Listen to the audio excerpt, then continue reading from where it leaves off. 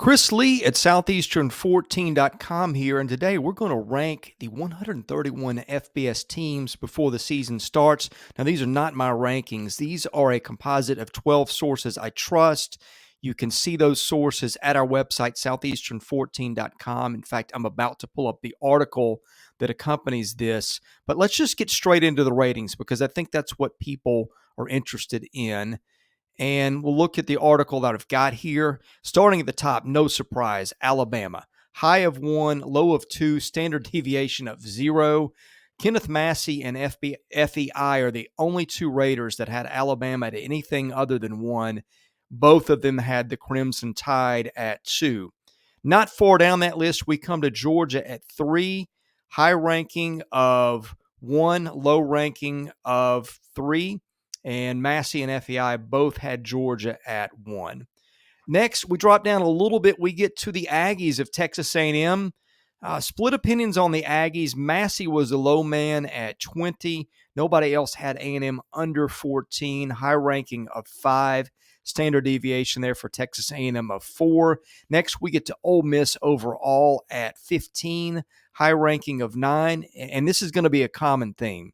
SP Plus loves the SEC this year. In fact, the high ranking on about half these teams comes from the SP Plus, and this is one of those. The SP Plus had Ole Miss at number 9 overall. Coming in next at 18, Kentucky. SP Plus, again, the high man on Kentucky, low ranking of 32.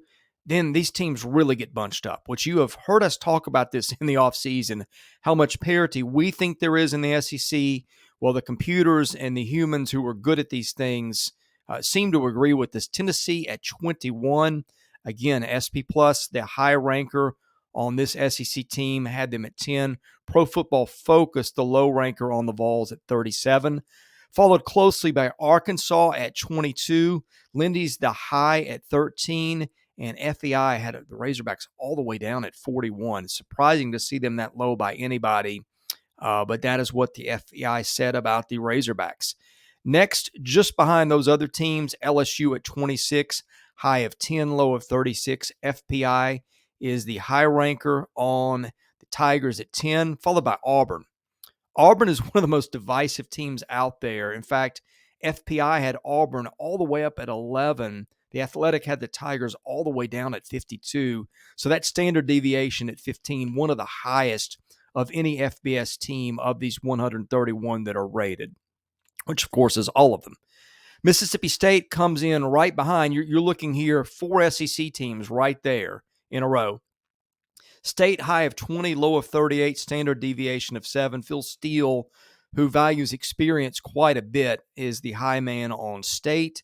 Florida at 29. Sagarin at 19 was highest on the Gators. Standard deviation there of 5 means there wasn't a lot of variance of opinion on the Gators, and again, a low of 36. Then we've got another drop. We get to South Carolina at 8, high of 35, low of 57. SP Plus again, the high watermark for an SEC team, having the Gamecocks at 37. Then we've got another drop. We go all the way down to Missouri at 58. Not a lot of variance on the Tigers here. The spread was only 50 to 67 with the standard deviation of 6. Pro Football Focus at 50 was highest on the Tigers, and then a big drop all the way down to Vanderbilt, which was the lowest rated of the FBS teams. Vanderbilt high of 83, low of 115, standard deviation of 12. That's actually the second largest standard deviation of the SEC teams. Anyway, the Commodores high water mark, Massey at 83, and Pro Football Focus the low on the Commodores at 115. Now, some things of non-SEC teams that might catch your eye. Clemson actually 5th in these rankings behind Michigan. Clemson 5, Michigan 4. This was really because of Kenneth Massey, who had Clemson all the way down at 22. Don't agree with that. In fact, if there were one system I was going to throw out of this, it probably would be Massey, just based on some weird things in this for the first week. But Massey's pretty well respected. I'm going to give him some benefit of the doubt, and who knows, maybe he'll be right about Clemson. But that Clemson ranking at 5, really because of that Massey computer ranking. Nebraska at 43 caught my eye. Now, that's probably deserved. Nebraska played a ton of close games last year. Scott Frost on the hot seat. Virginia Tech at 62. Not saying that's inaccurate, but it's just kind of crazy to see the Hokies all the way down there after that program's been so good for the last 30 years. And then Coastal Carolina at 66. That's a team that's beaten a lot of preseason projections the last few years. I have a feeling Coastal could end up a little bit higher than that.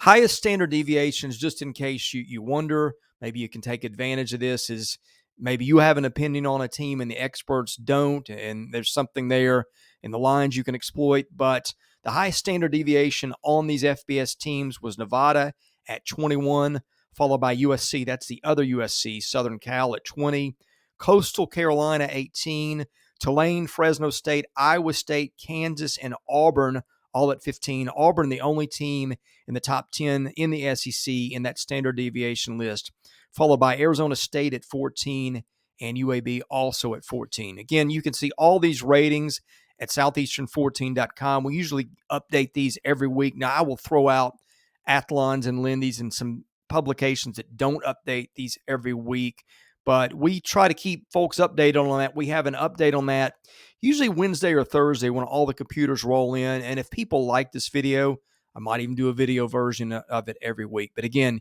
you can catch this article at our website, southeastern14.com. Thanks for watching. Hit that subscribe button if you haven't, and we'll see you again soon.